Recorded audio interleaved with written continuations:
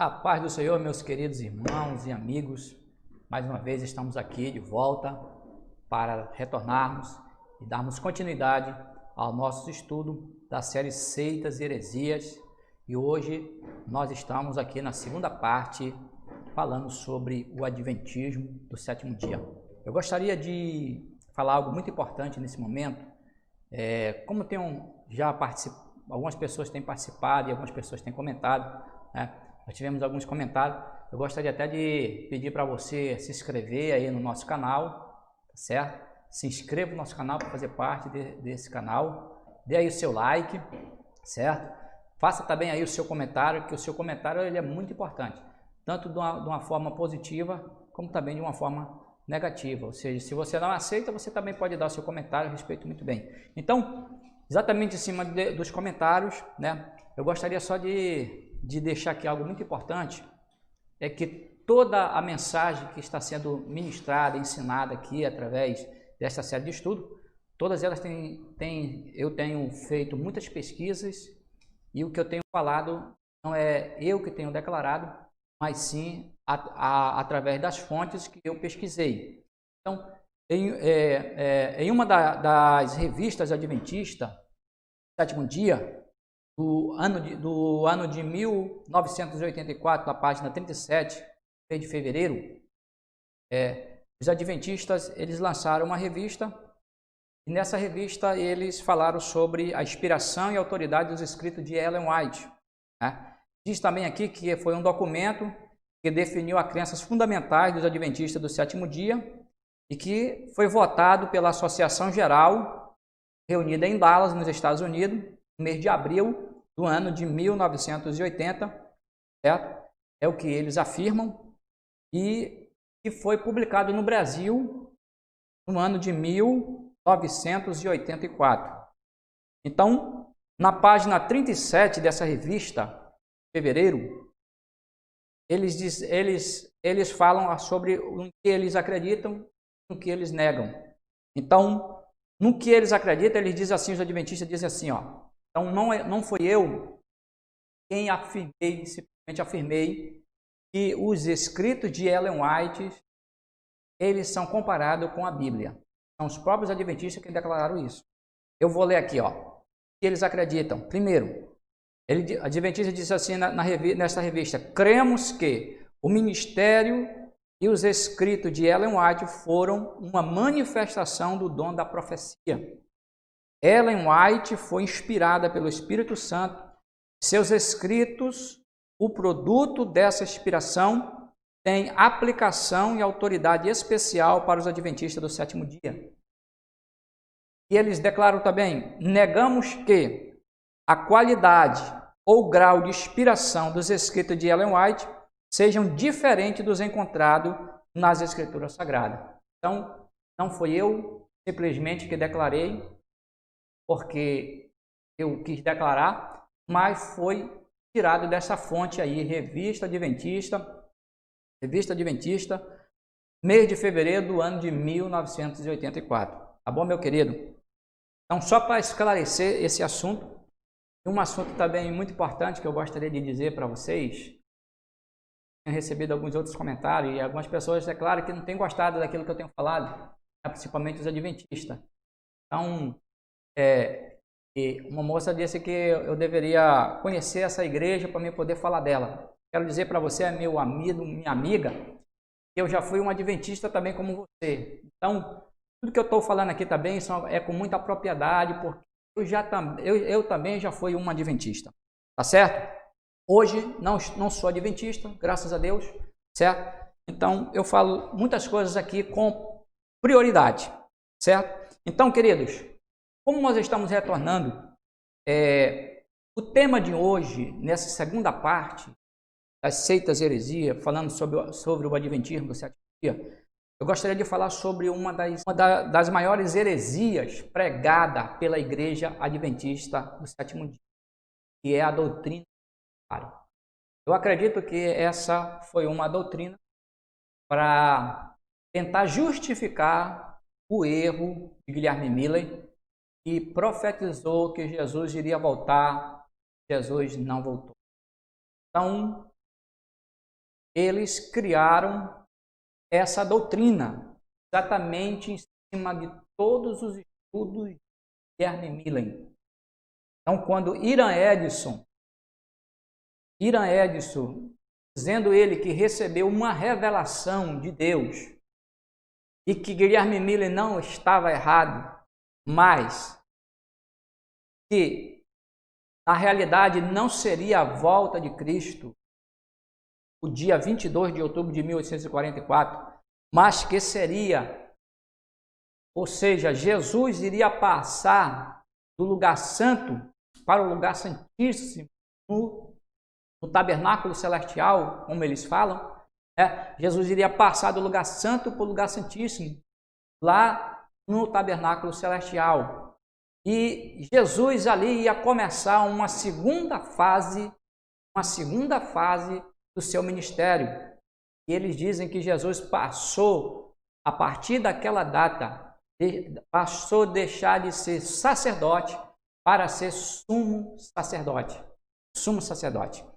Então, esta é uma grande heresia, queridos. Então, quando a gente abre o livro dos Hebreus para lermos, a gente vai descobrir, vai ver o livro de Hebreus. Só o livro de Hebreus, ele desmonta toda essa heresia. Porque a Bíblia declara que Jesus, quando ele morreu e que ele ressuscitou, ele já entrou no Santo dos Santos. Ele já se sentou à direita de Deus. E ele já se tornou o sumo sacerdote. Então, o livro de Hebreus, ele foi escrito aproximadamente nos anos 60 depois de Cristo, né? Na década de 60 depois de Cristo, foi escrito o livro de Hebreus. Então, o livro de Hebreus já declara que Jesus já entrou no Santo dos Santos, certo? Já entrou no Santo dos Santos. Então, não tem como alguém pregar uma doutrina como essa. E é muito difícil de a pessoa tentar assimilar um ensino desse, quando a Bíblia diz que algo já aconteceu há quase 2000 anos atrás. Aí as pessoas criam uma doutrina dessa, uma heresia dessa, e diz que Jesus passou para essa segunda fase e passou sob a forma de sumo sacerdote somente no ano de 1844, dia 22. Então, no estudo passado, eu mostrei um gráfico para vocês, no primeiro estudo, da profecia dos ensinos de Guilherme Miller, baseado no livro de Daniel, capítulo 8, versículo 14, que diz que até 2.300 tardes e manhãs o santuário seria purificado. Então, Guilherme Miller, ele se perdeu muitas vezes nesses cálculos, desses números. Muitas vezes ele se perdeu porque ele profetizou 3 vezes que Jesus ia voltar e Jesus não voltou. 3 vezes. Primeiro, dia 21 de março do ano de 1843. Depois, 21 de março do ano de 1844. E, por último, no dia 22 de outubro do ano de 1844. Então, eles começam uma contagem a partir do ano de 457, quando Artaxerxes dá o decreto para restaurar Jerusalém. Só que esse decreto para restaurar Jerusalém, foram dados 3 decretos para restaurar Jerusalém. Então, foi dado o primeiro, o segundo e o terceiro.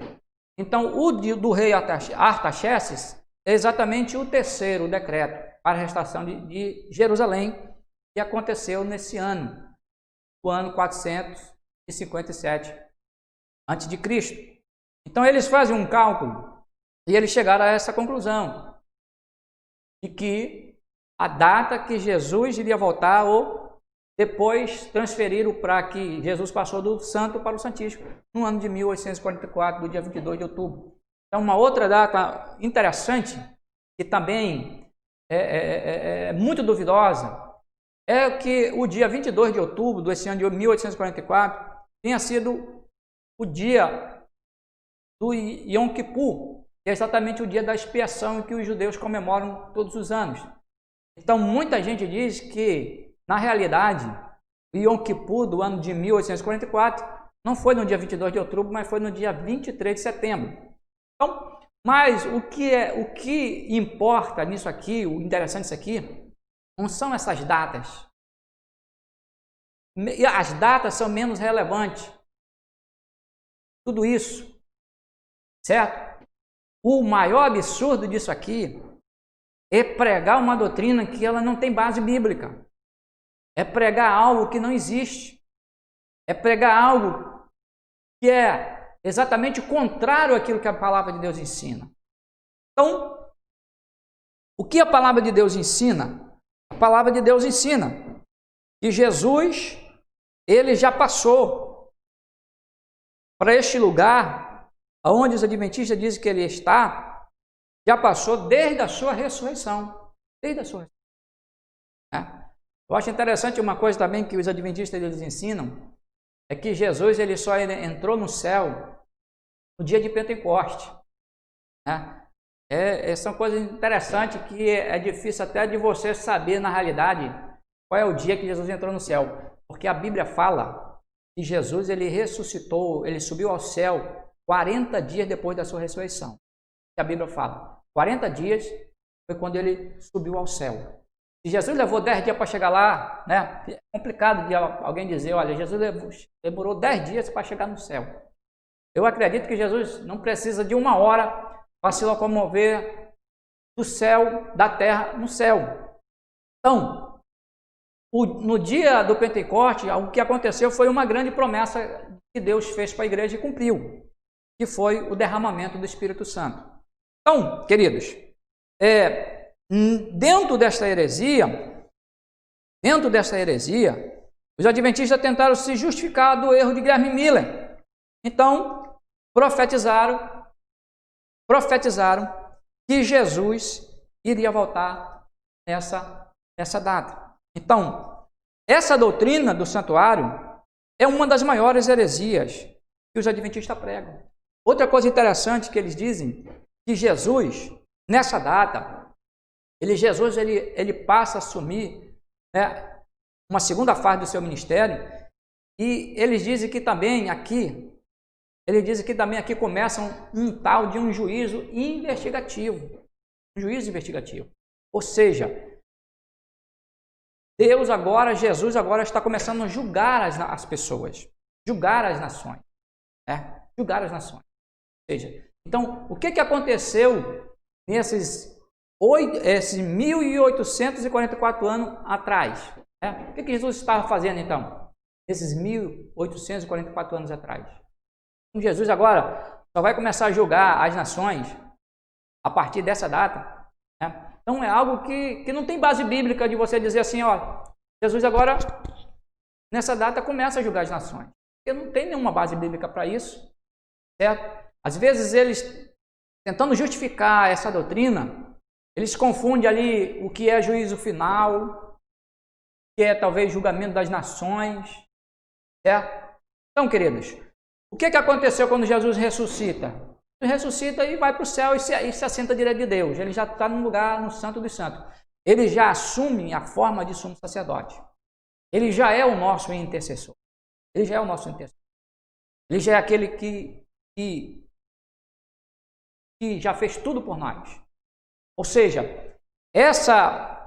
esse juízo investigativo, ele é um tipo de uma redenção incompleta para os adventistas, da forma que eles pregam. Ou seja, quando a gente começa a observar que a partir dessa data Deus começa um tipo de julgamento, e que parece-me que a morte e o sangue que ele derramou na cruz parece assim que não foi o suficiente para que as pessoas fossem salvas. Então é algo que É difícil de entender quando a gente conhece a Bíblia, que a gente lê a Bíblia, que a gente aprende sobre o sacrifício de Jesus na cruz, que Jesus foi o nosso substituto. Aí você ouve uma doutrina como essa, um ensino como esse, aí você diz assim, poxa, mas o que aconteceu com o sacrifício de Jesus lá na cruz do Calvário? Quando a gente está lendo Hebreus, a Bíblia diz que Jesus ele foi preciso uma única vez ter que morrer, uma única vez ter que derramar o seu sangue, foi o suficiente para a redenção da humanidade. Hoje, eu e você, a gente só precisa arrepender-se dos nossos pecados. Nós só precisamos nos arrepender do nosso pecado. Nos arrepender do nosso pecado. Porque o sacrifício de Cristo ele foi suficiente uma vez. O escritor de Hebreus diz que precisou uma única vez. Foi suficiente. Entendeu? Então, queridos, o momento de nós vivemos uma vida de santidade, uma vida separada, uma vida para Deus, é esse momento agora sim. Né? Então, eu acho interessante a forma que é ensinado isso, é que às vezes eu vi uma pessoa perguntando de um pastor adventista sobre essa questão aqui, o camarada queria saber, pastor, nesse juízo investigativo, o que vai ser julgado? Quais são os meus pecados que vão ser julgados? Vão ser os meus pecados desde quando eu nasci? Vai ser os meus pecados depois que eu aceitei Jesus? Né? Eu me converti? Quais serão os meus pecados que serão julgados? Eu achei interessante essa pergunta. E eu achei mais interessante foi a resposta do pastor, que ele disse que o Jesus ele vai julgar os pecados desde o nosso nascimento. Desde o nosso nascimento. Então, às vezes dá vontade até de rir, você assistindo, você ouvindo uma coisa dessa. Aí eu pergunto, e o sangue de Jesus não purifica mais as pessoas de todos os seus pecados? Então é algo que você tem que botar na sua cabeça. Será que o sangue de Cristo ele não é suficiente para me purificar de todo o meu pecado? Eu vou ser julgado de novo. Eu acho interessante que esse julgamento isso é a partir do ano de 1844, né? Quem viveu antes do ano de 1844 está numa boa. Está numa boa por quê? Porque não vai passar por esse julgamento.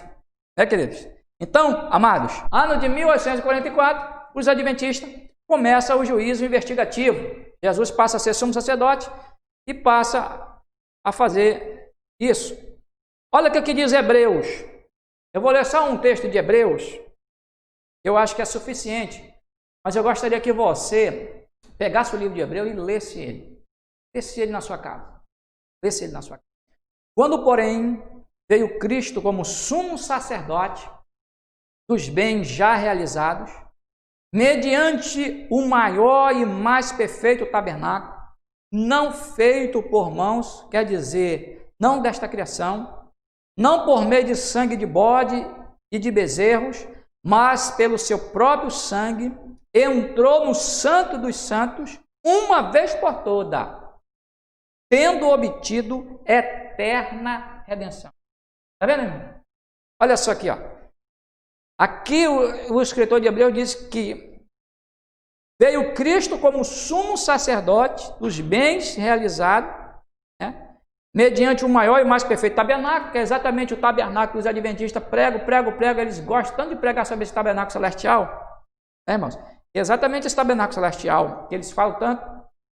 E diz que Jesus não fez, não feito por mão humana, né, como eles pregam, não desta criação, mas por meio do sangue, não por meio de sangue também, né, de bode, e nem de bezerro, mas pelo seu próprio sangue. Entrou no Santo dos Santos,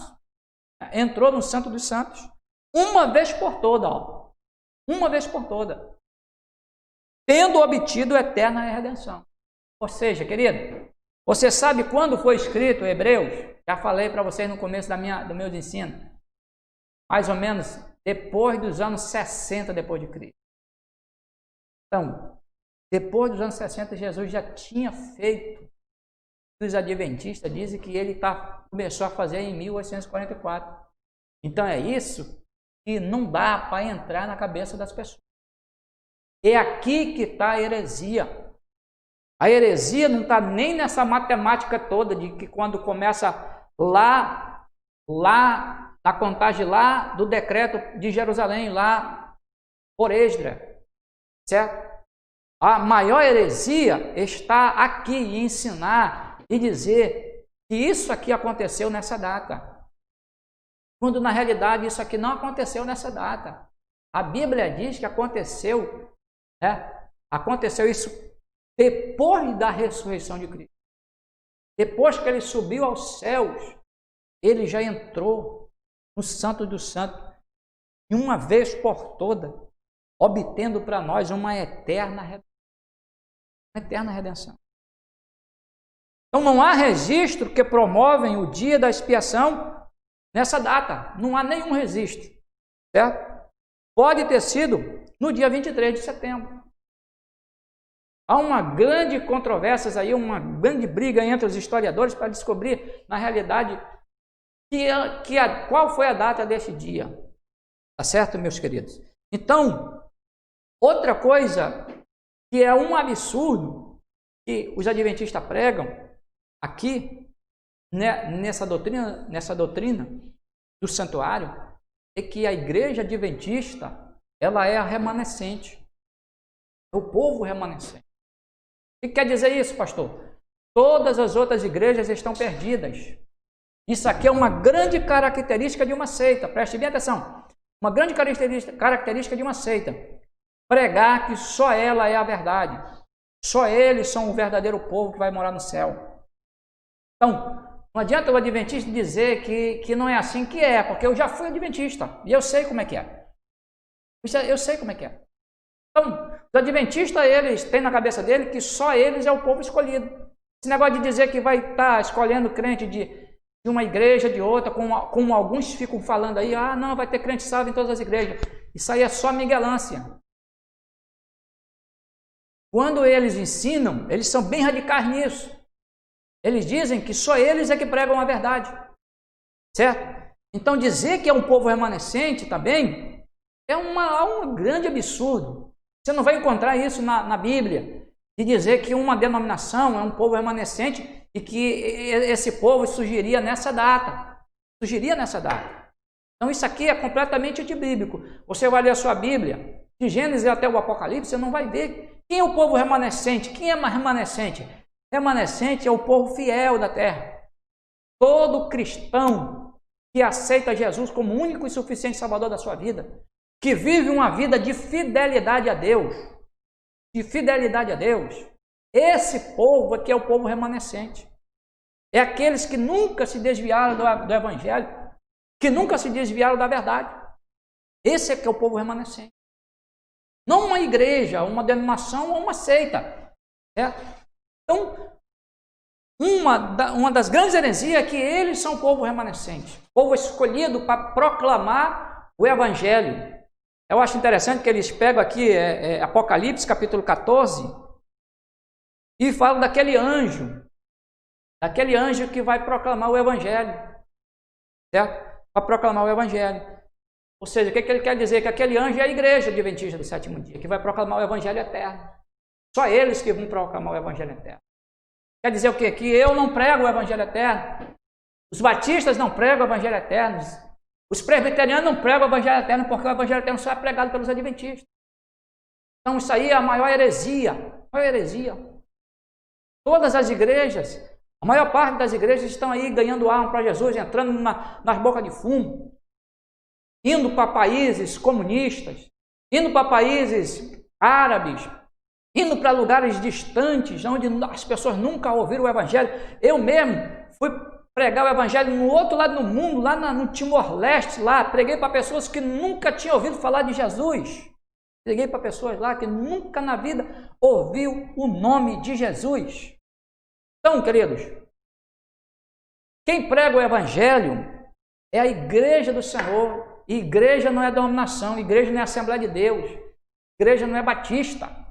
A igreja do Senhor Jesus é todo o povo escolhido, aqueles que aceitaram Jesus como seu Salvador pessoal. Meus amados, então, Para me concluir a minha pregação, quero dizer uma coisa interessante para vocês. Mais uma coisa que eu acho uma grande heresia da igreja adventista. Quando você chega com um adventista, você pergunta para ele se ele é evangélico, ele diz que ele não é evangélico. Ele diz que ele é um adventista.